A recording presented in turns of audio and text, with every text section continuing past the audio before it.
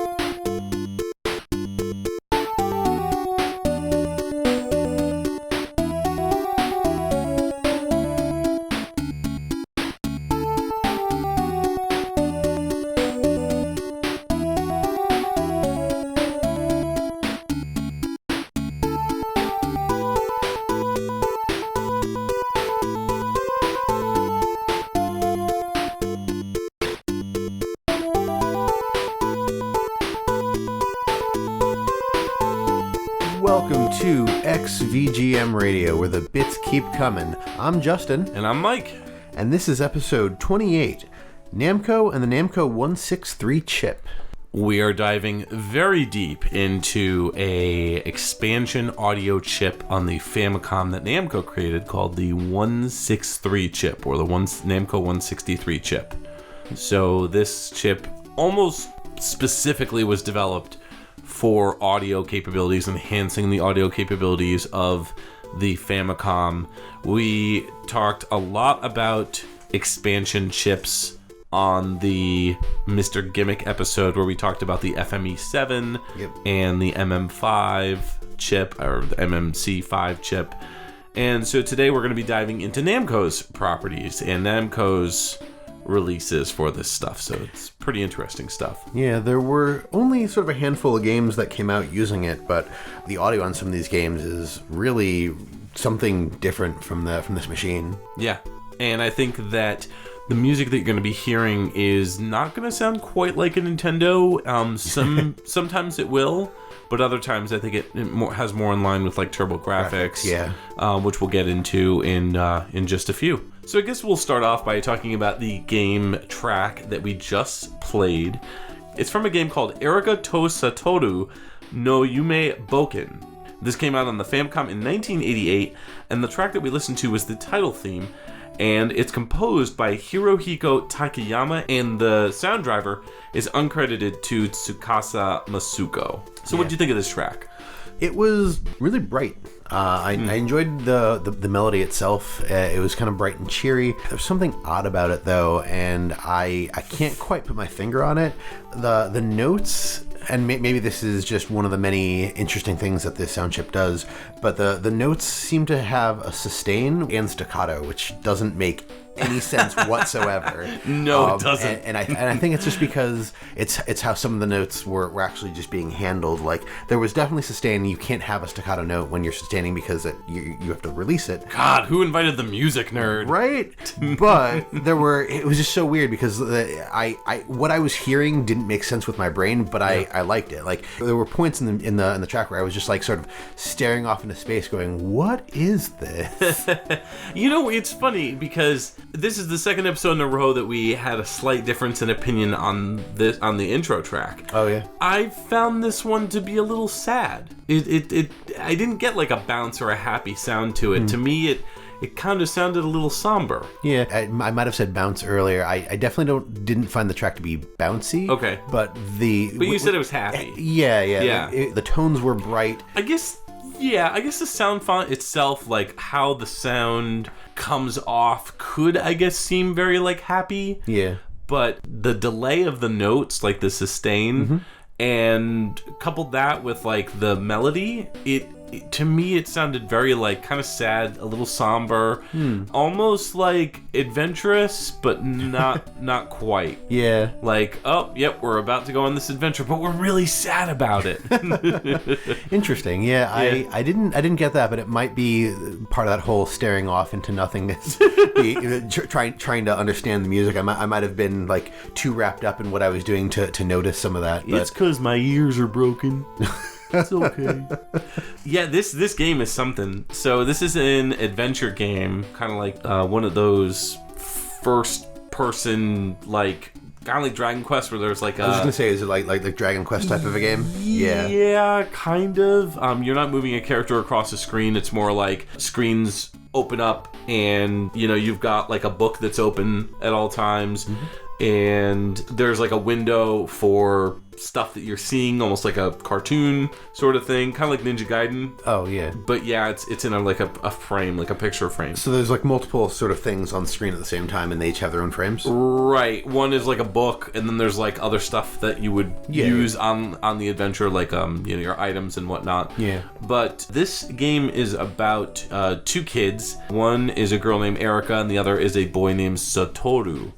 And both of whom have their names in the title. Yeah, exactly.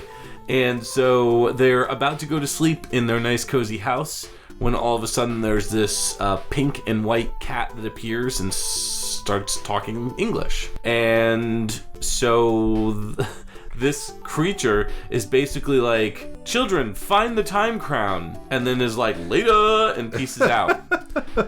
Instead of Erika and Satoru being like, was that a dream? Like, did that really happen? I kind of want like some berry kicks right now. None of that came out. Instead, they were like, well, let's go on an adventure. So they go off on this adventure. So it's one of those types of adventure games, kind of like visual novel kind of stories, not a dating sim, not like a Maniac Mansion type thing, more like a Shadowgate sort of thing. I was trying to remember. It's like a Kemco type game. Yeah, there's a number of RPGs from back in the day that had sort of that vibe to it, where it was sort of like a text-based adventure, but they tried to throw stuff up, like just to throw some imagery on the screen as well, but it wasn't truly like a Final Fantasy, or it wasn't like an RPG that we're used to playing. That's sort of what it sounds like. Fun side note, the name of the game translates to Erika and Satoru's Dream.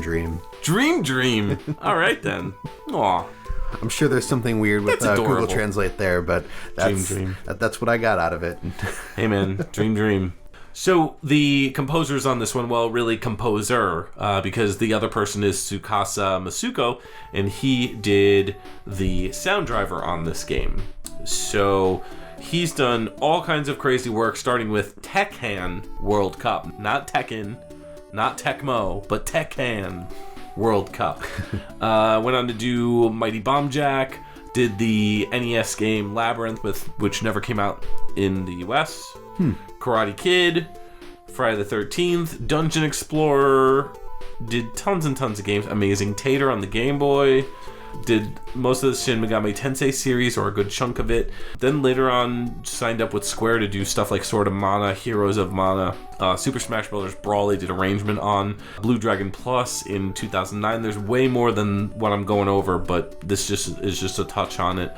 Their final game is in 2018, Erika Real Estate, where they did sound effects and music for that. Tsukasa Masuko we'll talk about in just a second. Yeah. Because we have some additional information. But Hirohiko Takayama started off with the Karate Kid in 1987, Gotcha the Sport in 87, Xerxes in 89, NFL in 89, Friday the 13th in 89. Basically, very busy. But didn't get credited for any of that stuff. Yeah, a lot of his early stuff he's credited on. Unfortunately, because he's a great composer. He did Adventure Island 3 on the NES, which has a great soundtrack.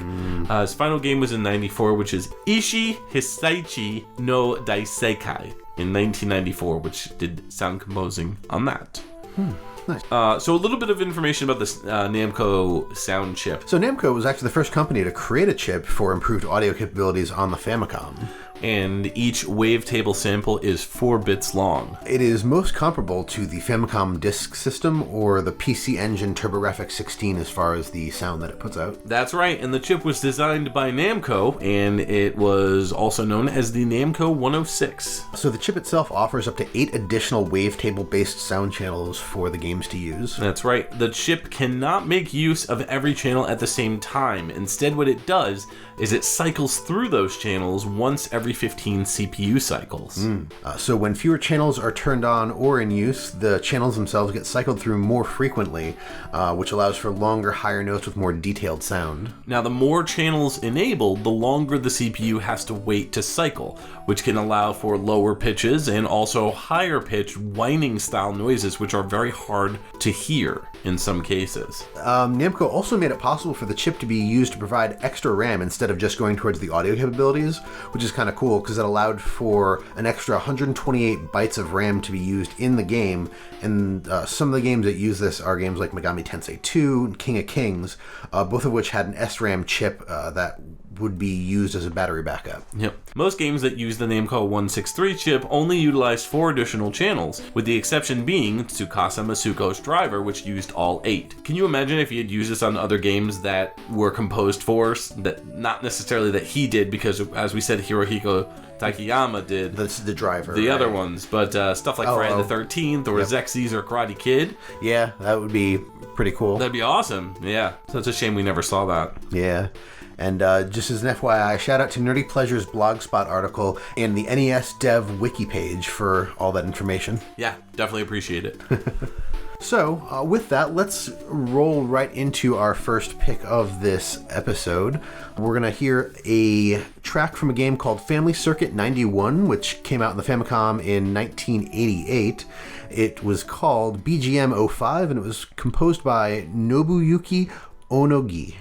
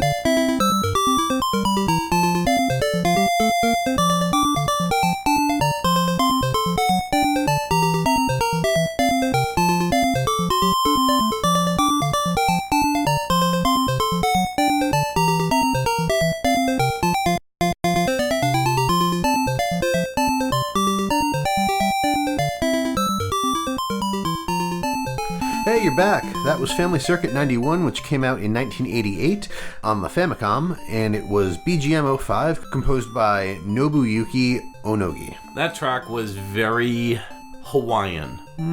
Okay. I picture shimmying in a grass skirt with a coconut bra while this song is playing. Da da da da da da da da da. All right, very people, you heard it. Somebody needs to animate that. Yeah. Mike in a Hawaiian skirt with coconuts. Yeah.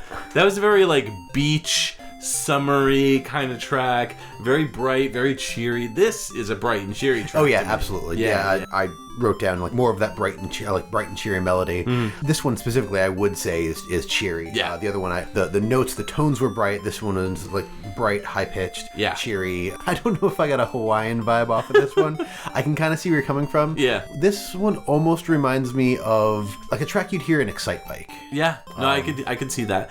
And, you know, I'm going to be honest, I don't really hear a lot of that TurboGrafx PC Engine kind of sound. No, not in this one. Not at all. No. This one I could believe coming from an NES. Yeah. Most definitely. I wonder how they utilize the chip then. I gotta wonder. That's a very good question. I'd love to find somebody who knows and talk to them, because a lot of the other tracks that you get that we'll hear, I mean, they sound pretty different from. I mean, even the track that we came in on sounds different. Yeah. But this game, Family Circuit 91, was a game that was made with this with this chip. So the reason that this sounds like such an NES sort of style tune and doesn't. What do you do, stuff. Justin? So this was listed as a game that utilized the Namco 163 chip, right. And the chip was included with the game, but it wasn't actually used. So this one was a little bit of a cheat, which is why I started off with it. You bumbled. I bumbled. You bumbled, but that's okay. Yeah, multiple different sources kind of were all over the place with this one. We didn't really discover it until literally just now. So, whoopsie daisy, but yeah, no, I think that it's still interesting to talk about it because this track didn't use it, and you could hear the difference right away, especially when you listen to that Erika to Satoru no Yume Boken track. Yeah. That has a much more pronounced sound, and even though that does use 8 channels additionally... Oh, that's one of the ones that uses all 8 channels. Right, yeah, but this track... It just sounds like a straight up NES jam because it is literally. So but it never did come out in the US, I don't believe. No. This was a Japan only release. Right. But like I said, the chip was included, but it was not used. Right. Which to its detriment, I think. Yeah. It could have done some interesting things. That was a very kind of like minimalistic track. I feel like you could have got like a little bit of sawtooth bass kind of sound in there, maybe a little bit. Maybe like a boof, boof, boof, but maybe like a fuzz. Yeah. Maybe they could have added, I don't know. That'd be kind of neat. Yeah. I promise the rest of my tracks will utilize it. Yeah. Real quick, just to talk about Nobuyuki. They started doing sound in a game called Warp Warp in 1981. Warp. That was an MSX game developed and published by Namco. 1981 was a very busy year for them. New Rally X, Galaga, and Bosconian. Oh, yeah. And then we go on to Pole Position 1 and 2 in 1982 and 3. Mappy in 1983. We'll jump around a little bit here. Xevious in 1984, they did sound. Warp Man in 1985, they were a music composer.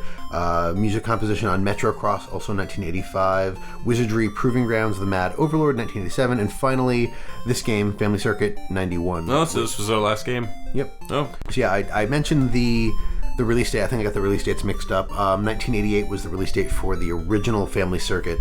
Family Circuit 91 actually did come out in 1991. I thought there was something weird going on there, but the dates that I had originally found, I guess, were off.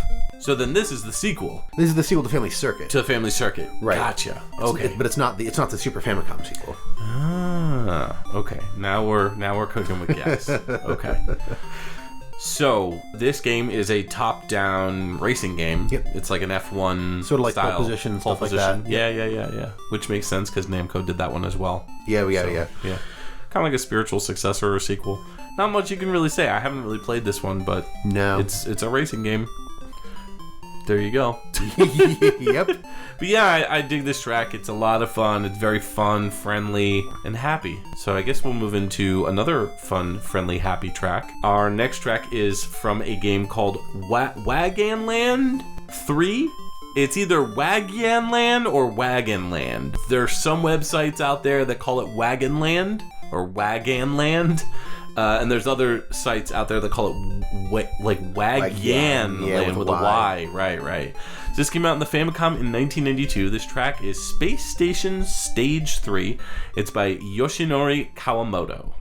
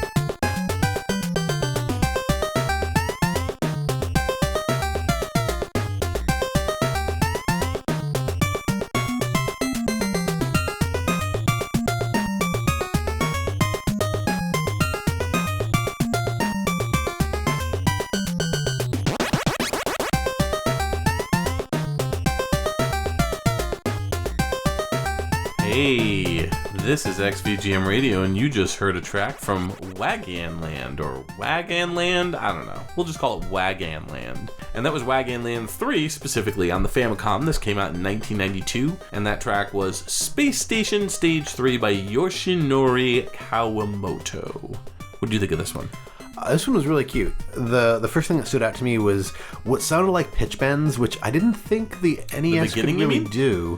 No, it happens a couple times where you have the note. I think it was more in the beginning where there was a note and then the note like bent up or bent down. Okay. Which is interesting because I didn't think the Nintendo could actually do that. Well, probably that sound chip had something to do with it. That's what I was going to say. Like, I'm guessing that's the sound chip. But, I mean, I could be wrong. I mean, if you're listening to this and I'm wrong and Nintendo absolutely can do pitch bends, let us know, because I must be misinformed. But that was the first thing that stood out to me, because, like I said, my understanding is that that's not normally a thing. So I was like, that's really cool that this chip can do that. Yeah.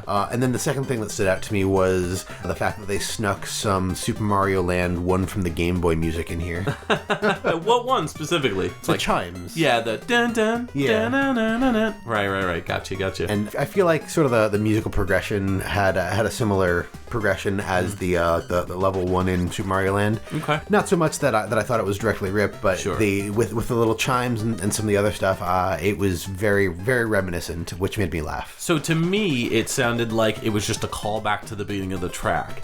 Because in the beginning of the track, you have that very, like, electro music style breakdown. That's like da-da-da-da-da-da-da. That's like a very hip-hop electro, like that. They did that, like, constantly, where, like, you'd be listening to a rap song, and then they'd be like, what's up? And they'd be like, da-da-da-da-da-da-da-da. Oh, yeah. And that's kind of where I picked up the callback to that, because they've got that and it kind of picks the track back up. It also makes it really easy to loop the track, and that's why this track sounded very repetitive. Yeah. I feel like that phenomenon in rap and a lot of the other music that we listen to came much, much later than 1992. Yeah. Well, so maybe they were just riffing off of Wagyan Land. Maybe, perhaps. I mean, Japan has always kind of, to me at least, been like 10 years behind everybody else. So, like, electro was really big in like the early to mid 80s, and it kind of fell off, and freestyle kind of became the new thing around like 86, 87, 88, around those time. And then like New Jack Swing came in like right around then, like 89, 90, 91, 92. You know, that was kind of the era. So to me, this came in 92.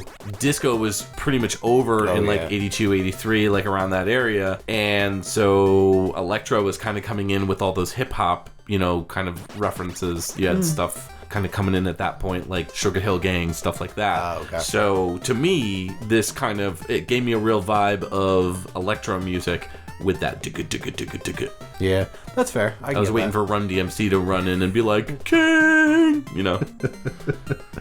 Fair enough. This game is pretty silly. It's an action platformer. You play as this green dinosaur who happens to also be a robot, or mechanical robot. His name is Wagan. He has the ability to stun enemies with sound waves. The waves take on the shapes of Japanese noises. When he uses his ability, it puts out 2 Japanese symbols. I believe they're katakana. One is for wa, and the other is for ga. So I don't know if he's channeling his inner Wario. Wah! His inner Gario. So there's an evil guy named Dr. Devil. He's trying to take over the land. What? And so Dr. Devil? Dr. Devil. They really were struggling to come up with good ideas. Sounds like misrepresentation to me. Yeah. Why don't you just call him Mr. Bad Guy? I mean... What, like Saul Bad Guy? Yeah. So that's pretty much the game, and there's not a lot to talk about. I've played one of these games. I'm almost positive it is the first one, or the second one, but definitely it was not the third one. Wagan Land 1. Yeah, there's a bunch of these games. Yeah, there's those. I think there's a Super Wagan Land for the Super Famicom. Yep. Yoshinori Kawamoto started off with Splatterhouse in 1988. He later moved on to Philios in 1988. Dragon Spirit, Burning Force. I'm pretty sure we talked about this guy maybe when we talked about Splatterhouse? I don't know. Oh, yeah, I was going to say, maybe when we might have talked about Splatterhouse at some point and talked Possibly. about it. He did Klonoa Beach Volleyball, which I had no idea is a thing, but apparently Klonoa... From Cave Story? No. Klonoa, that rabbit dog creature thing that's like Namco's one of their mascots. He's like a dog. He was like black and white. Yeah, Wears red sneakers. Klonoa, right? Klonoa, yeah. Oh, I don't know why I thought it was Cave Story. Yeah, no, he had his own PlayStation. Yeah, game. Apparently he had his own volleyball game as well. Neat. He also did the soundtrack to Star Fox Assault, Pack and Roll, Pack Pix. Those are two separate games, for the record. Tekken 7, he was one of the composers on.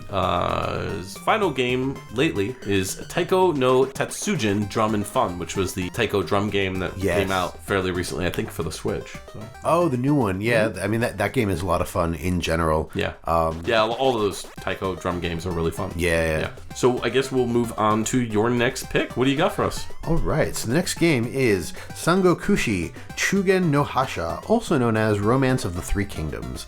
This one came out on the Famicom in 1988. The track is called BGM 09. It was composed by an uncredited Yoko Kanno. Ooh.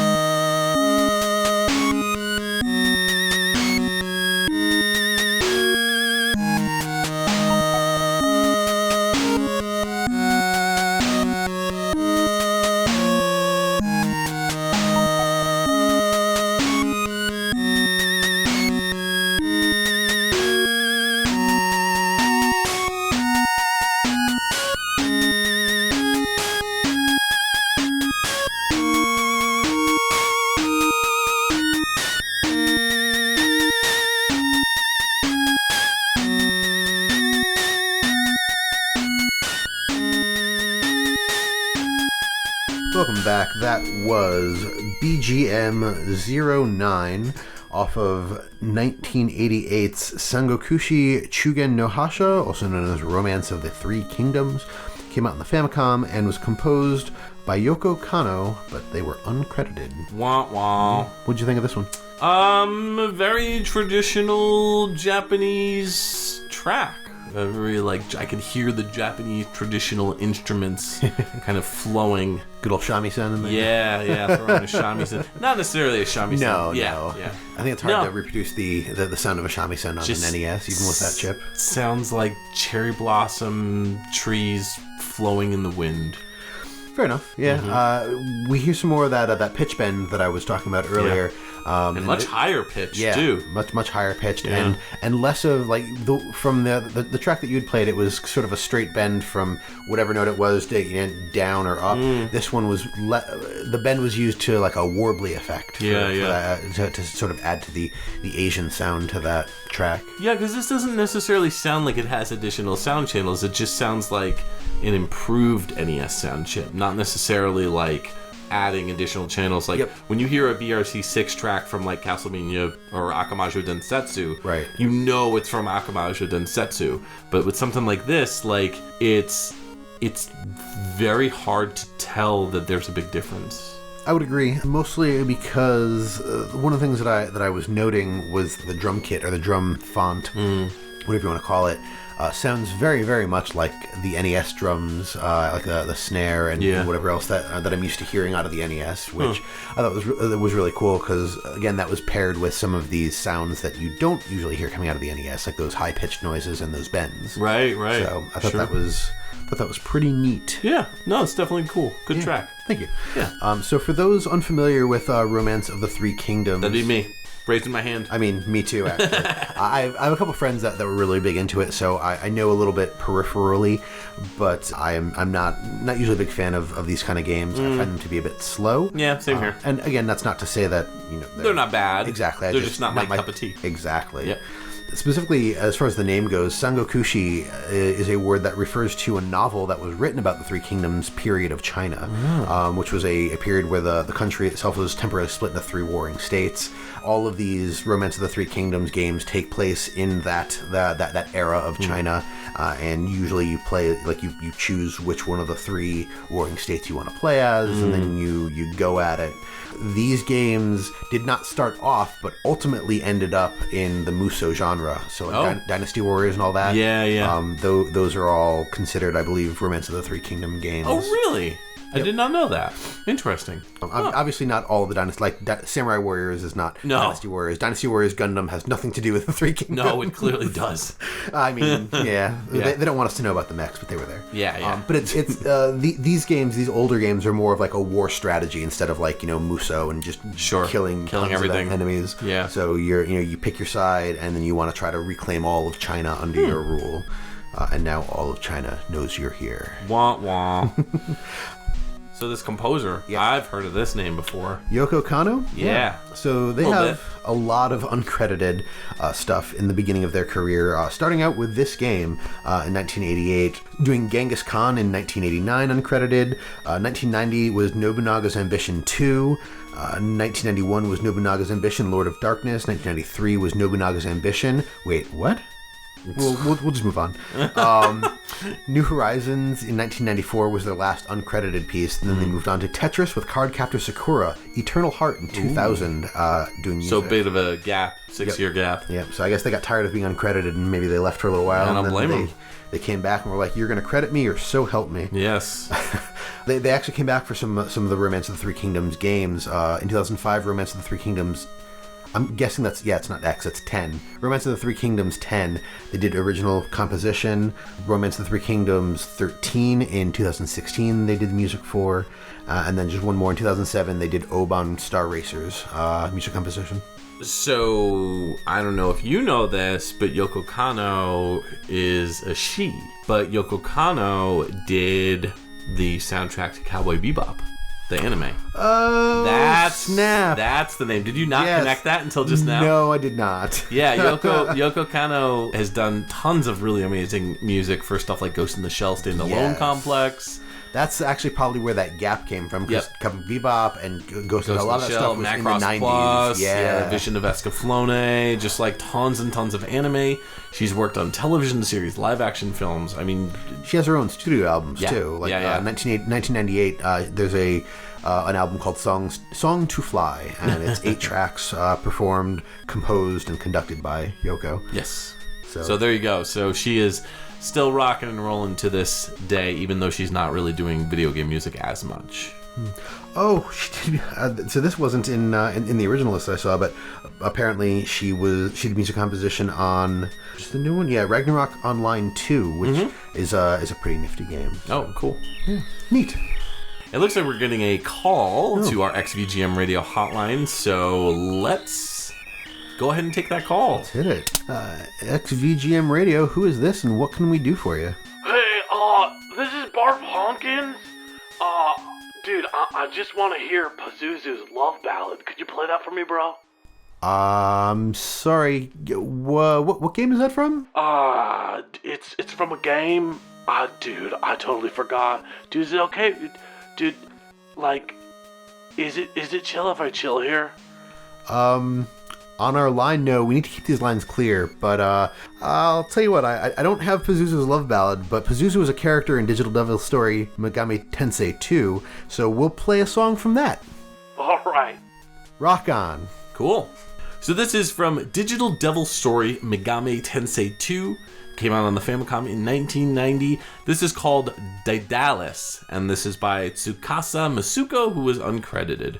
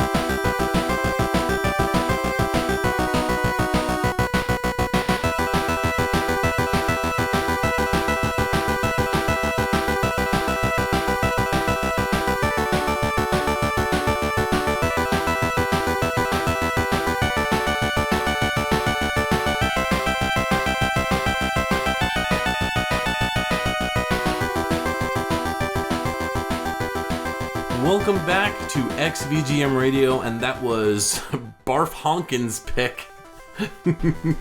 Digital Devil Story Megami Tensei 2 that came out in the Famicom in 1990.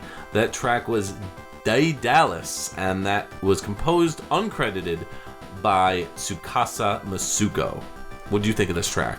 It was pretty cool. It kind of made me think of like battle music. Yeah, like a Power Rangers type track. Yeah. That's a good way to put Japanese it, actually. action music. Yeah, definitely. Very heavy metal oriented. Yeah, the thing that grabbed me most about this one was actually the bass. Yeah, that and it was because it's a very, very rough sound to be used. Like gritty. Gritty. I wrote crunchy because it was really well used as like the driving force behind everything. But it was just really cool. If I focused on it to listen to the sounds that were being made, it was almost like a mix between like what you would hear for like a white noise snare, but with like an actual tone to it. Okay. The best I could put it is I don't even know if I can replicate the sound, but like a. Okay. Instead of like a buh. Right. Yeah, I mean, it definitely had a little bit of fuzz to it. Very kind of not quite FM synth-ish. Yeah. It definitely sounded like something that could have been on the TurboGrafx. It has that TurboGrafx kind of fuzz to it. But that's what I liked about it. Yeah. I thought it was like it worked really well with the rest of everything. No, I agree. I really dig that bass, as you said, it's got like a gritty, tough sound to it. When the track kind of evolves a little bit, when it has that little key change. Yeah. It's just, I love it. It's so good. So I was really feeling this track. Yeah, I actually thought it was getting a little bit repetitive, and then it did that change. Yeah. I was like, cool. Yeah, when it did the key change, I was like, oh, okay, cool. Now I can play this track.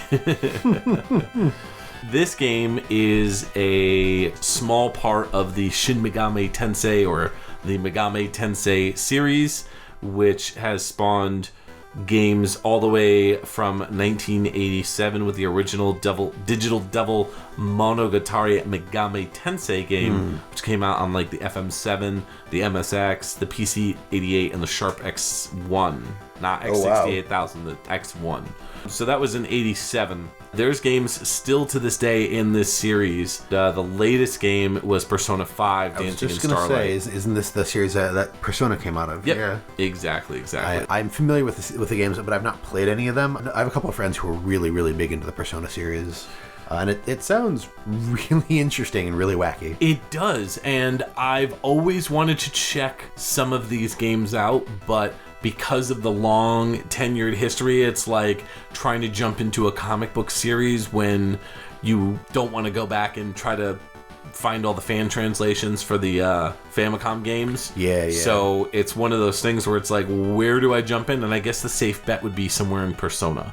Yeah. If I remember correctly, I've heard either Persona 4 or Persona 5, you don't really need all the backstory. Yeah. You can jump in and just play, and it's a good standalone game. First time I ever heard any of the Megami Tensei music was Shin Megami Tensei 2, which came out on the PS2. And I remember, because I was working in a game store at the time, and we got a sampler CD in, and so I popped it into we had like this Xbox that was just basically our system that we would have, is to demo games and stuff, and we had it hooked up to the stereo system. So, I popped that in, and I was listening to it, I was like, this is really good stuff. So, music's always been pretty good in this series. So. That's fair. That's a good point. Yeah. So, this game is interesting. It's a post-apocalyptic sort of game. Atomic explosions have destroyed most of the Earth, and demons have risen from the holes that were left, I guess you could say. Oh, yes, that Pazuzu that Barf mentioned. Yes. You play as a group of people trying to stop these demons called the Devil Busters.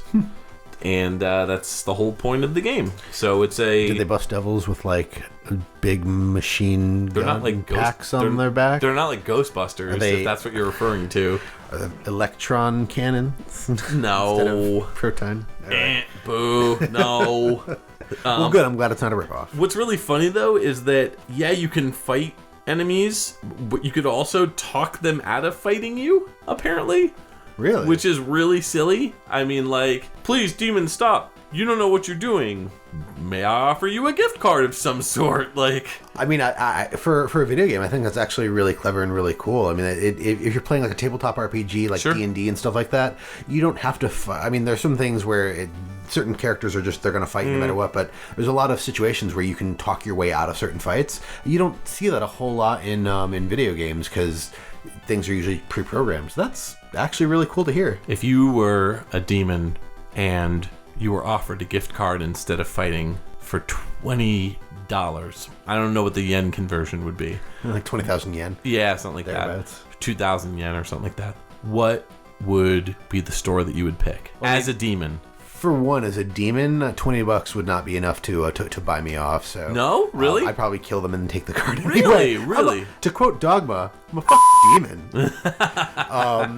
But no. So if there were a gift card amount, he said clucking. Yes. For the record, he said clucking. We just like to bleep things. Yeah.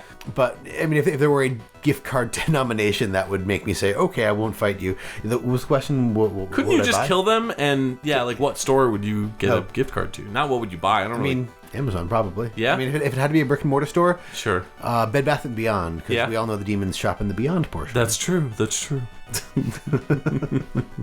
So the composer who was uncredited on this one, we talked a little bit about earlier, that was Tsukasa Masuko. Started with Tekken World Cup in 85. I mean, we already went over all this. I'll pick a couple different random games.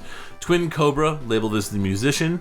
Time Zone in 1991 was also uncredited on that. And one more, The Caligula Effect in 2016. I'm just going to break in here and do one extra one because I think this is hilarious. Okay. Uncredited sound driver on Wacky Races. Wacky Races. I think that's that, not Looney Tunes. No, the Hanna-Barbera. Hanna-Barbera, yes. You got Snidely Whiplash. Snidely and Whiplash. His giggling dog. Mm-hmm. That's really funny. I love that. Let's move into our next pick. What do you got for us, Justin? Next up, I have something that's going to be very hard to pronounce. So, let me loosen up my mouth. Hydlide. Yeah. Hydlide 3, Yami Kara no Homonsha, and others may just know this simply as Super Hydlide. That game came out on the Famicom in 1989. The track we're going to play is Gayzak. What's the name of the track? Gayzak. Well, I'm sorry, what was it? Zach is not gay. Oh, okay.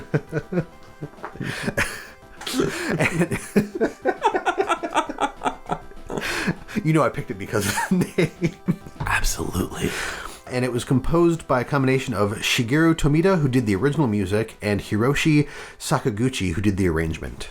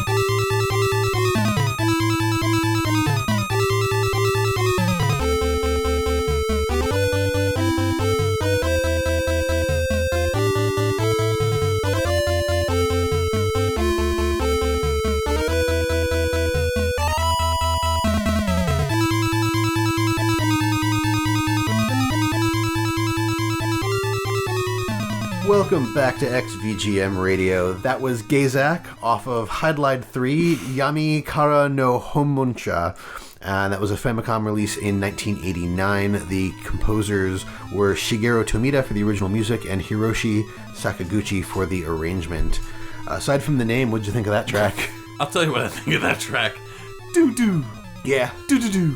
Those very soft, kind of toms. Muffly toms. Toms, squats? Yeah. Yeah, those are toms. So doo-doo. Very high, kind of high-noted toms. I mean, clearly they are, but they kind of sound like synth toms, like you get on like one of those electronic drum machines. Yeah. Which I think is really cool because I used to play with a Casio keyboard when I was a kid and it had those sounds in it.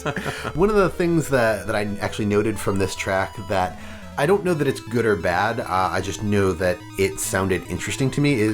In this track, we kind of get to hear what we were talking about earlier, where all of these channels can't be played simultaneously. Right. Because you have a number of times where, particularly with the toms, you'll hear them go off and then they'll cut. Yeah. So that another channel can come in. Yeah, no, it's pretty clear here. Yeah, and I just thought that was really interesting. Like I said, I don't know that it's good or bad because it didn't turn me off from the track at all. It was just something that I noticed, and I mean, I'm guessing they did it intentionally, not, rushing it out and like, oh no, we didn't realize. Right. But, no, I think that's just part of the way that the sound is created on the Famicom with the additional sound chips. Yeah. I think it almost like, when you've got these like almost sampled kind of style sounds, they need that pause in between just to kind of load, I guess you could say. But the track was entertaining. It was enjoyable. I dug it. Hydlide is such a bad game. Is it really? Have you never seen the Angry Video Game Nerds review on the first one? No. Where he just makes fun of the name? Hydlide. Hydlide. Oh, is that why you were making that noise earlier? Yeah. I've seen a lot of his stuff. I have not seen the one on Hydlide. It's just like really bad Dragon Quest. Yeah, I was going to say the best way to explain it. My understanding for this game is that it is it's an action-based RPG. The story follows up from a while after the second game, many years after the events of Hydlide 2. There was basically an explosion of flames near the City of Woods, and then enemies were everywhere, and a young man is chosen to find the source of evil. The story description on Wikipedia in particular is very, very lacking. But the gameplay of this game actually sounds really interesting, so that's why I was surprised to hear that it's not a good game or a good series. I haven't played it. I've seen the first game's review, and I've seen Virtual Hydlide. Oh. This is actually Super Hydlide. Right. That's its alternate name. Yep. And it was, so you mentioned earlier that it was a port. It first came out on the MSX in 1987, then the MSX2, PC-88, and then the Famicom in 1989. And then the Genesis, and then finally the X6800 in 1990. Right. Yeah, it makes sense because the original tracks were most likely the ones that Shigeru Tomita worked on, and then clearly Hiroshi Sakaguchi arranged these for the Famicom. Yeah. Yeah. But the thing that interests me the most about this game is it incorporates a morality system a lot like what we think of with games like Mass Effect or... I was going to say the Star Wars Force Unleashed. Oh, yeah, where you can be a good guy or a bad guy. Yeah. But yeah, we think about this morality system as sort of a newer thing because as games can get bigger, the people, developers are adding all this other stuff. But this game had basically like a simplified D&D morality system where you can be aligned with either justice, normal, or evil, which... It makes sense. There's also good and evil monsters in the game. So if you kill good monsters, you lose points in a stat called Moral Fiber, which puts you more towards evil and stuff. How do you know if they're good? Do they wear a hat?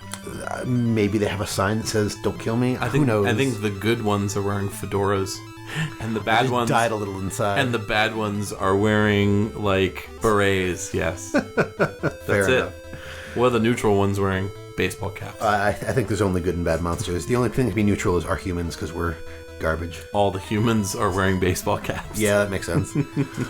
But as you have like a more evil score, you'll run into like more traps around the world, and if you have a more justice related score, you'll run into just like rewards. So cool. I think that's pretty interesting. That is pretty neat. Be interested to know about this game in particular. I understand the earlier ones might have been garbage, but yeah. I've seen a number of articles about this game talking about the nostalgia for it and people talking about it in a positive light. So okay. I assume maybe they got this it right is one by of the the good third ones. one. Yeah. Those composers. So Shigeru Tomita, like I said, did the original music for Super Hydlide. They started out in 1985 on Laydock doing music, and then they did music arrangements on Hydlide 2 and Deva Story 6. They came back to Laydock for Super Laydock Mission Striker in 1987 to do music. They did music composition as well in 1989 on Harukanaru Augusta, and their final entry is New 3D Golf Simulation 8 Lakes GC in 1990. And then Hiroshi Sakaguchi just has this one music arrangement audio credit for Super Hydlide. Huh. All right then. I didn't expect that. So let's move on to a very fun, silly, happy game. This is Mappy Kids. This came out on the Famicom in 1989. This track is called Stage 3 Theme, and it's by Atsuko Iwanaga.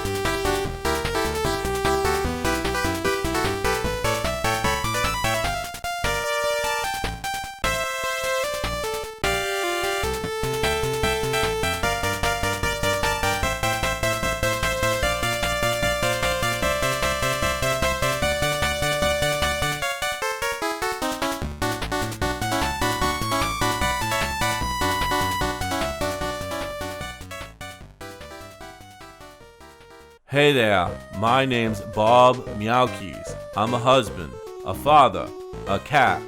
Meow. But most importantly, I'm an exterminator. Do you have a mouse problem in your mansion? Trying to get rid of those pesky mice? Who also somehow happens to be a policeman? Stand up for your rights and hire Meowkeys Murder Squad. We're a family-owned team since 1983 who are dedicated to eradicating your rodent problem in the most delicious of ways. Hiring us is the way to go, so give us a call. 81900 at 1-900-163-1983 or send us an email at meowkeysms@geocities.gov. Help us help you.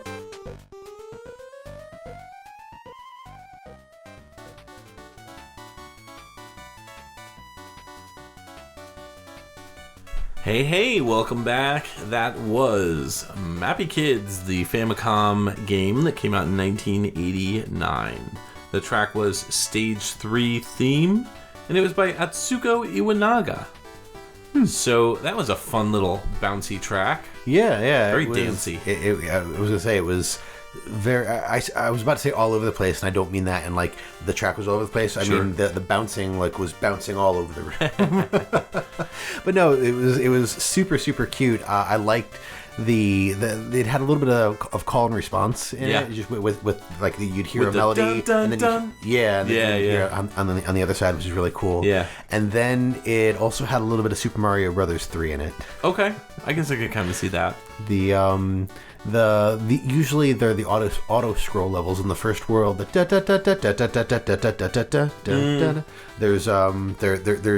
a couple of there's a little bit of progression in that reminds me of that track. We got a lot of Mario in today's episode. This is a really fun game. It's highly recommended. Is it anything like the other, like the Mappy games? I mean, Mappy Kids, so I assume, but yes and no. Ooh. I guess I could say so. This is a sequel to Mappy, which is a very by the books, basic action kind of puzzle game. It's kind of like Pac-Man a little bit. You play as a mouse named Mappy, and he's a cop. Yep. And he's trying to go around stopping the cats. Or the cats are trying to go around stopping him. Yeah. it sort of reminds me a little bit of elevator action to an extent. Yeah. So this is totally different in the sense that it's an action platform game. This one has a very interesting story. So Mappy has a son named Happy. So Happy grows up, ends up meeting a lady love, and the lady love and Happy are gonna settle down, get married, but she won't marry him until he can provide for a potential family. Gotta get a job, you bum. No, worse than that, she sends him out to find money. Just like, go out and get me some money. Ooh, I ain't saying she's a gold digger. I ain't saying she's a gold digger, but I don't know. She ain't messing with no broke Mises. Broke Mises. So there's this boss cat named, I swear to you, Namco. Namco. Nyamco.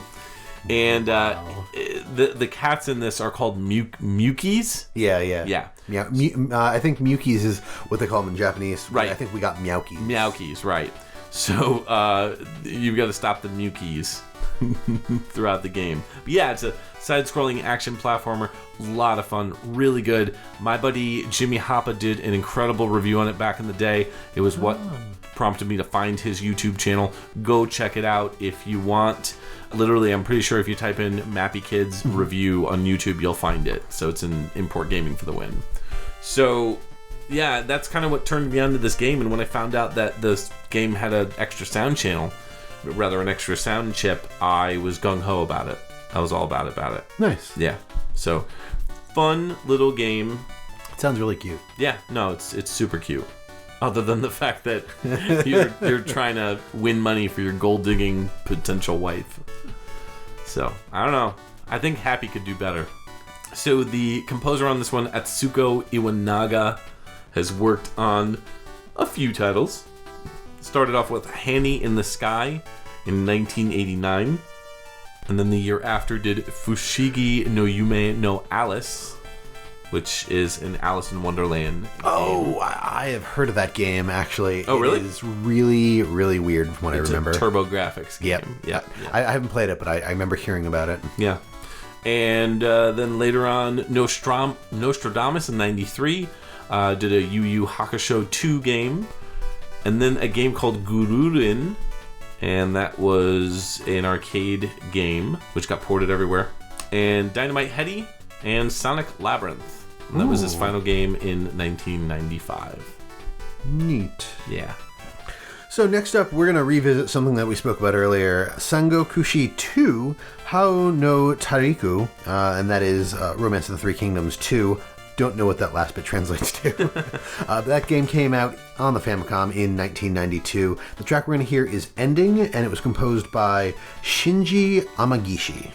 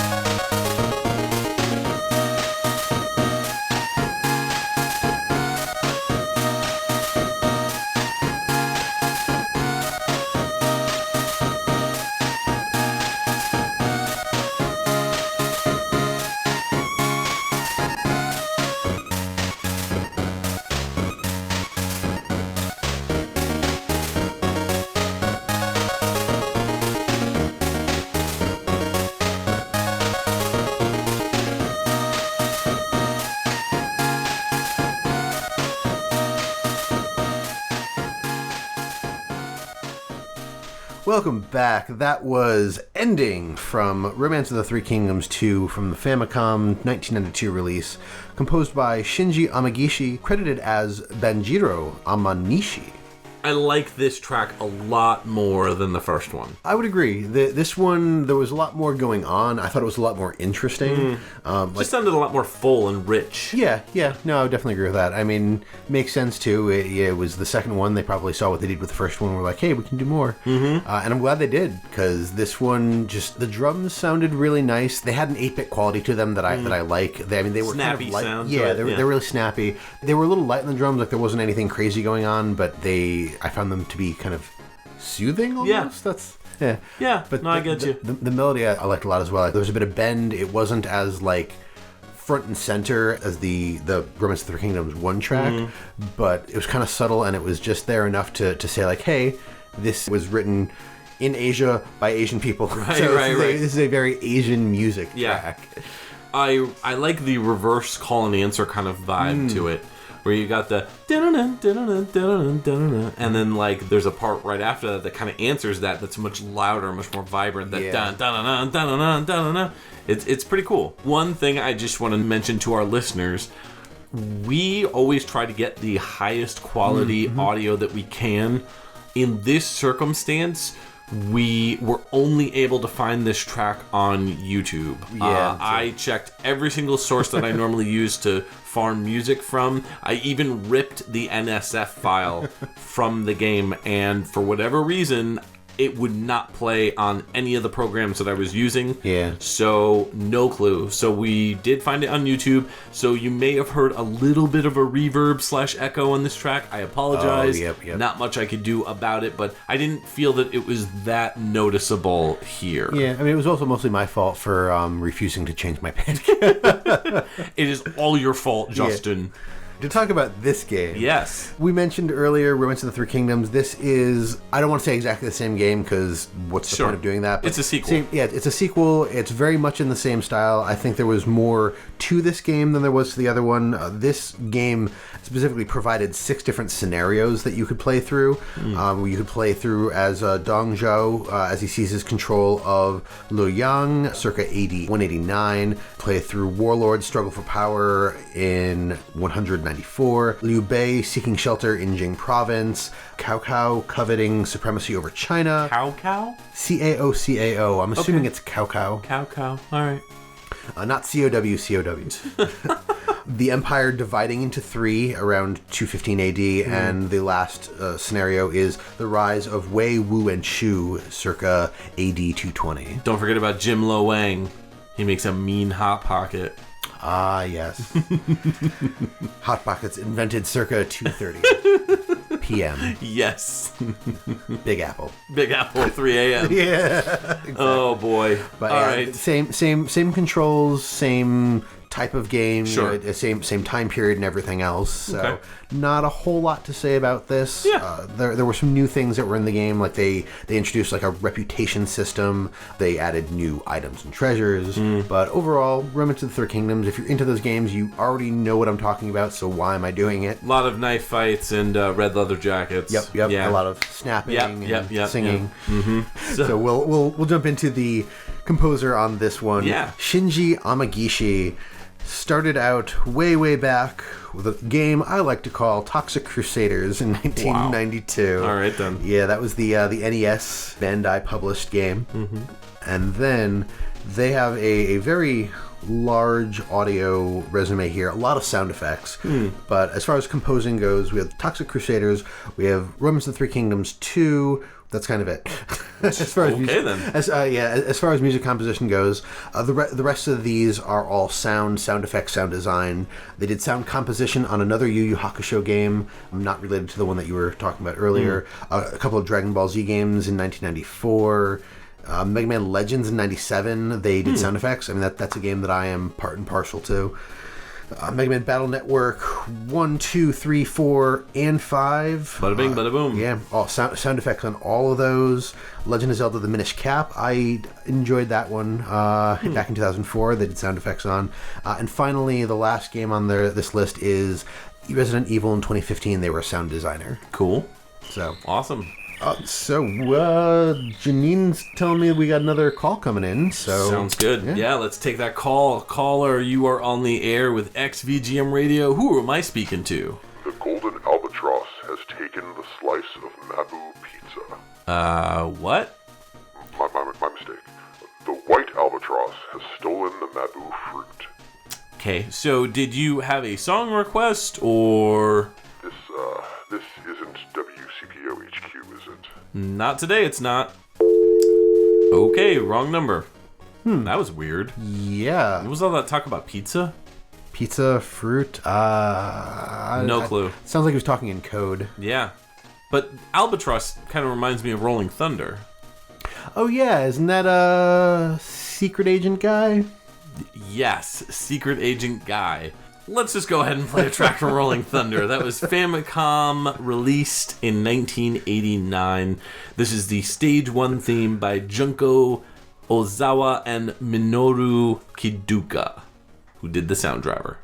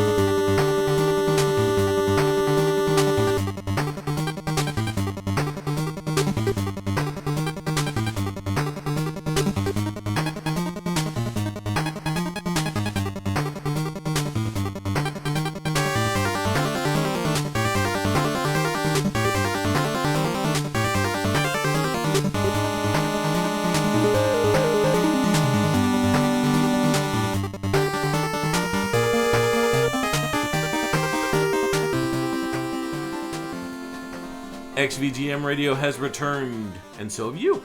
And this was the Rolling Thunder Stage 1 theme on the Famicom, which came out in 1989, and the track was by Junko Ozawa, and the sound driver was by Minoru Kiduka. Now, this is, I believe, the only game that came out in the US on this list. It was the only one that got technically ported to the NES. Right, yes, and it was ported to the NES by Tengen. Okay. Yeah, this is one of those Tengen weird black cart releases. Oh. Yeah. So that's why it was unlicensed, because Nintendo was like, no, this had a special chip in right, it. Okay. Can't bring it over. Yeah. Well, I mean, I don't think that's the reason why they did it, but there's got to be other reasons. That's the story in my head. Yeah, that's what we'll go with. So we're gonna actually play a little bit of that NES track that we just listened to. So this is the NES version. Again, Rolling Thunder, NES. Here's stage 1 theme, a little bit of that.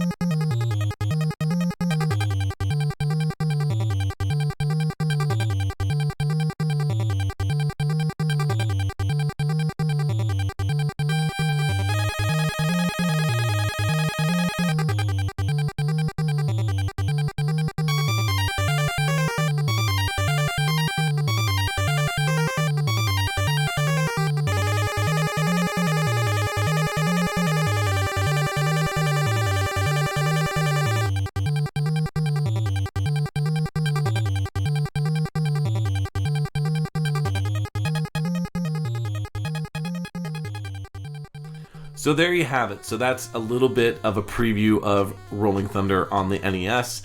Definitely you can tell a huge difference between the two.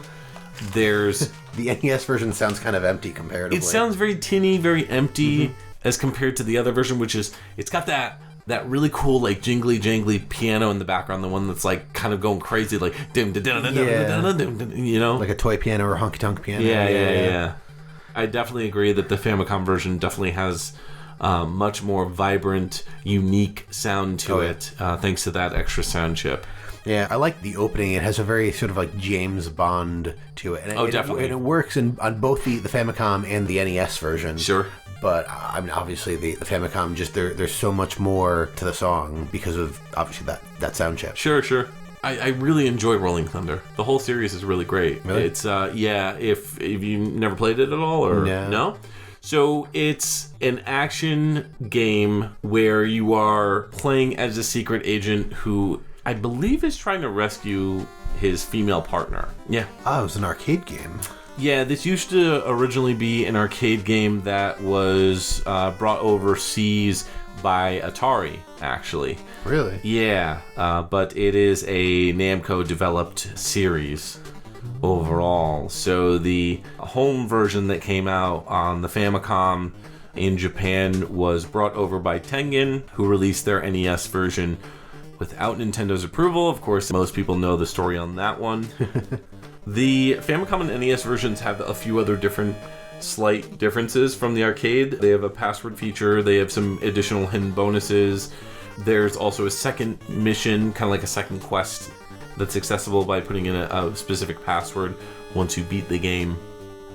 But the Famicom version, of course, most famously uses those extra sound channels with the Namco 163 chips. So gameplay-wise, this is kind of a mix between like a stiff arcade action platformer game and a very like rigid. It's like very stiff, kind of rigid, but also kind of feels very much like you're in control. So when you're moving, there's these doors that you can enter into. So you hit up and you can go in the door. Okay. And the door, when you go into it, will either produce bullets or enemies could pop out, if I recall. There's a bunch of different stuff that can happen, but it's one of those games, kind of like Contra, where it's like one hit and you're dead, sort of thing. So it gets to be a really tough game. Yeah. Fair enough. Yeah, it's a really fun game. I've always enjoyed Rolling Thunder. It kind of reminds me of a game that was an arcade game that I believe Konami put out called Iron Horse. It's kind of like a more updated version of that, I guess you could say. Iron Horse is also a little bit more free range as far as movement goes, but that's like an Old West, like a Wild West kind of game. The point of the game is you are actually taking control of a character named Albatross. That's the secret agent's name. Right. And he's part of this group called the World Crime Police Organization. WCPO. That's right. And you're hunting down your missing female partner. Her name is Layla Blitz. And she was kidnapped by a society called Geldra. that's hidden in New York. So you are going to New York to stop them. So it's a fun game, definitely recommended. I've been trying to track down a Famicom cart of this for a while. Maybe I'll just bite the bullet and buy it on eBay. So I don't know. Maybe we'll find it at Too Many Games. Ooh, hey, maybe. Yeah. Maybe we'll have found it at Too Many Games. Yeah. It's coming out after we get that. That is true. I just realized. Yeah. So the composers on this one, there's one composer and one person for the sound driver. So the composer, Junko Ozawa, she started off with a game called The Tower of Jiraga, which is a Namco game. Also did games like Sky Kid, The Return of Ishtar, and Pac-Mania in 1987. Jumping forward, did Klonoa Door to Phantomile in 1997. Games like Mr. Driller Drill Land in 2002. Donkey Konga in 2003. Ooh. Was one of the voice-over actors in Katamari Damacy. Did some sound effects for what looks to be like an Namco collection. Pac-Man, New Rally X, Galaga, Dig Dug, Xebius, etc. Yep. Final game was the remake of Klonoa, which came out on the Wii in 2008. She was the sound supervisor on that one. Regarding the sound driver, Minoru Kiduka worked on that, and mostly has stuck with an executive producer role on most games. The only audio credits that they are credited for is Rolling Thunder in '88, where they were the music programmer or sound driver, and Kyoto Sentai Zeo Ranger, which is the Power Rangers Famicom game. Yeah. And that was actually published by Angel but developed by Arc System Works. And they did the sound driver on that one. Very cool. Yeah, so let's move into your next pick. What do you got? So, my final pick of this episode is from a game called Final Lap. This came out in the Famicom in 1987. The track is called Final Results Tournament Mode, and it was composed by Mr. or Mrs. Unknown. We could not find credits for the arcade or the Famicom version. Ooh.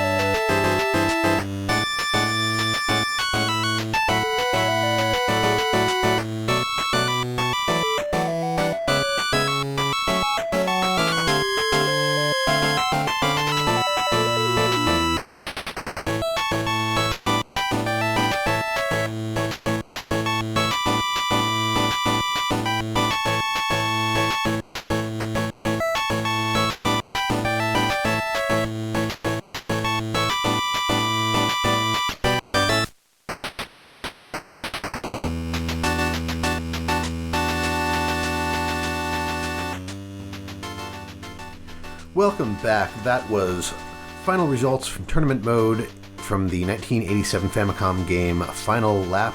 The composer on this was unknown, as we could not find any credits for the arcade or the Famicom version. sort of the nature of most like racing game music. You don't have a big focus on like crazy, bombastic, wacky stuff in the music here because you're driving a car, and Sure. most of the music's gonna be drowned out by the sound of as you're going around corners and stuff. How's that go again? Justin as a race car.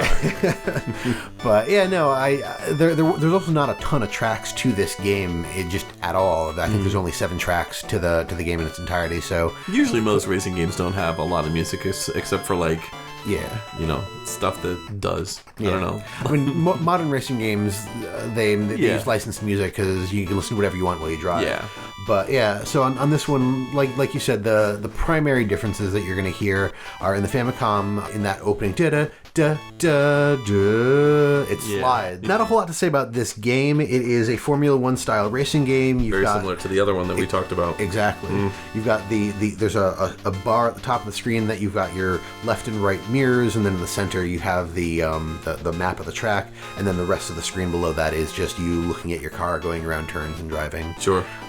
I'm not sure there's a ton to say here. Not much. The Final Lap series Genre. It's based on the Formula One Championship, but it doesn't appear to have any sequels and whatnot.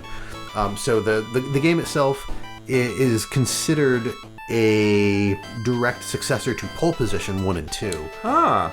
But it is not. It doesn't appear to have gone on to do Final Lap 1 or 2. I guess they put Final in the name. We're like, nope, that's it. We're done. They did not take the Final Fantasy road. Yeah, no, not at all. I guess the one thing to say about this game is there was a bit of controversy in 1990 as Philip Morris, better known as a cigarette manufacturer, filed a lawsuit claiming copyright infringement against Namco. Really? Yeah, on account of their Super Monaco GP game, because both games feature, on this and Super Monaco GP, I guess, both featured a Marlboro billboard, which could only be found on the real-life Suzuka circuit and Monaco track. Which, Okay. I guess these tracks were not meant to be realistic. So they're mad about free advertising? I guess. I don't fully understand it. I don't know. Philip Morris was under investigation at the time for its role in preteen smoking.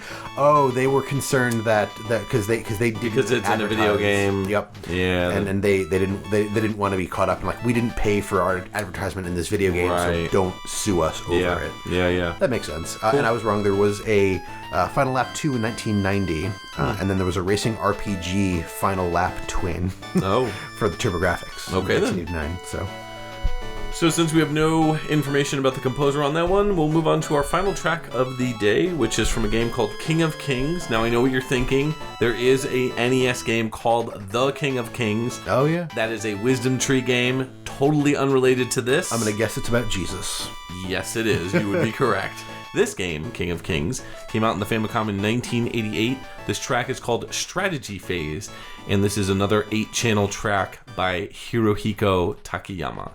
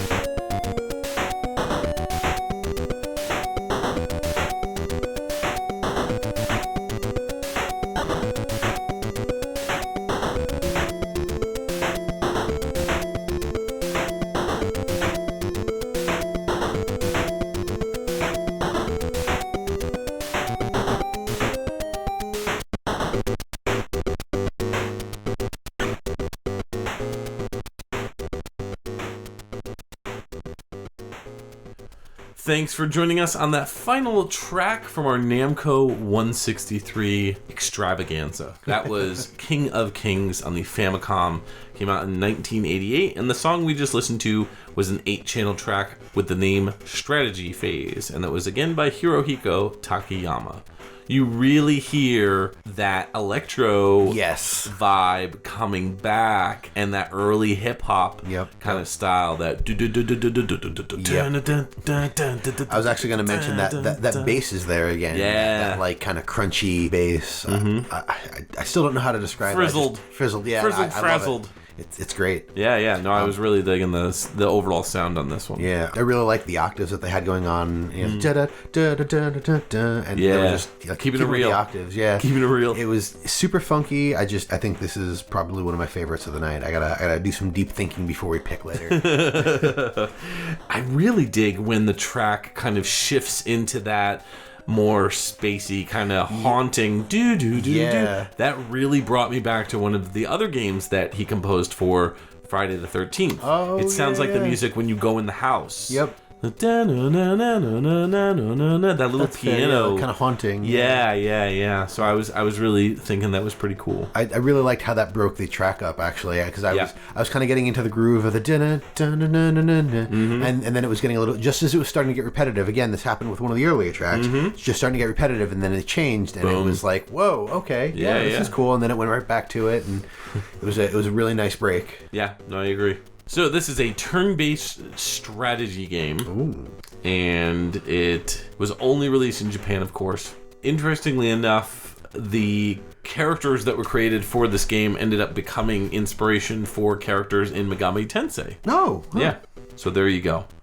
Yeah, so this is one of 2 games that used the full 8 sound channels. The other one was the Erika to Satoru no Yume Boken game that we talked about during the intro. So kind of started with that and then ended with the full power of the Namco 163 sound chip.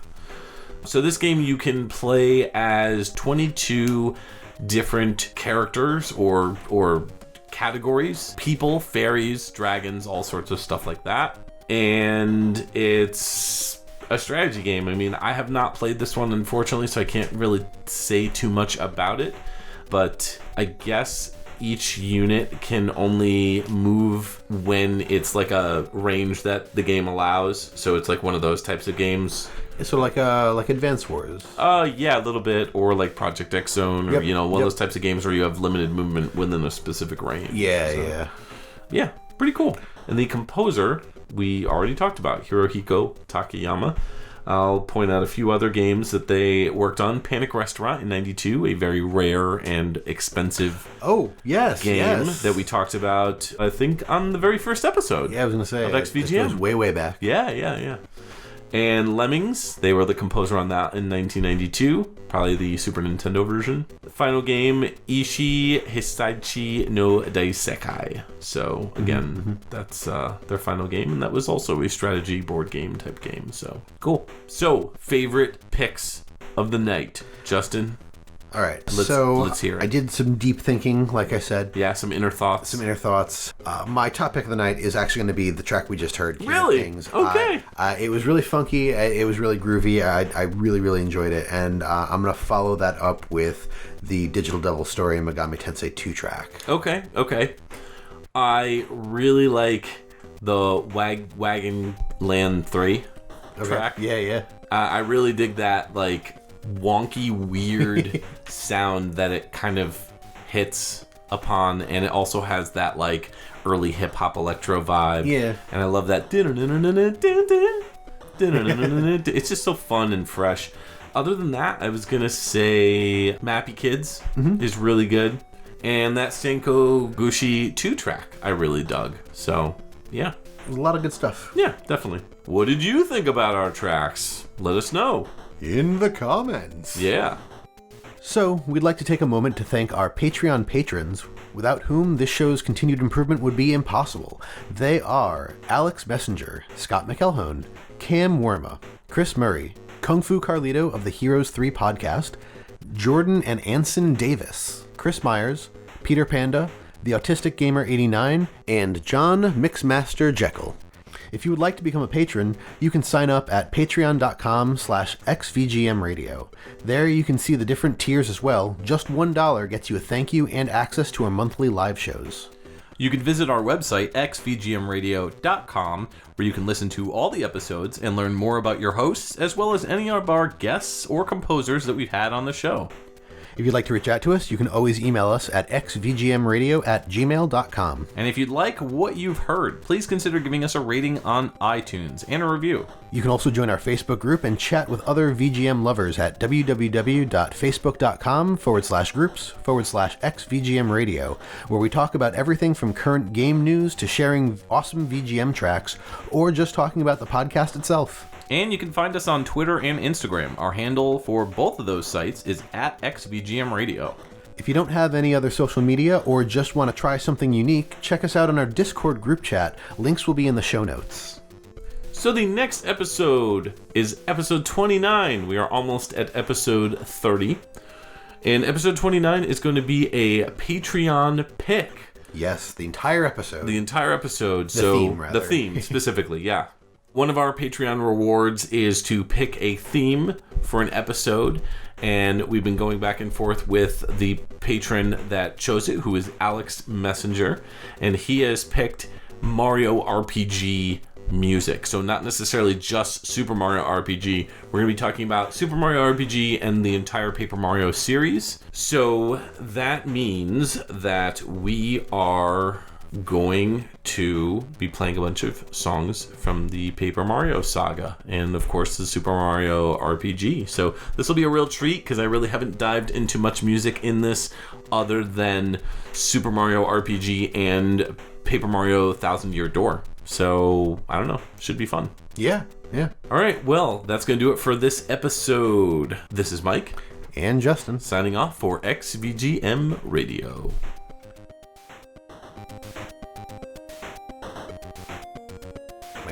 It is all your fault, Justin. Yeah. All your fault. I blame Zelda. The cat? Yeah. Or the game? Or the woman? All three. Zelda Williams is to blame, you know. Oh, her too. Yeah. I was saying Zelda like the princess. Yeah, no, I know. Yeah. Not my cat. Your cat. So let's go down the list. My cat, the princess from the game, Zelda Williams, and the NES cartridges. Right. Okay then. All right.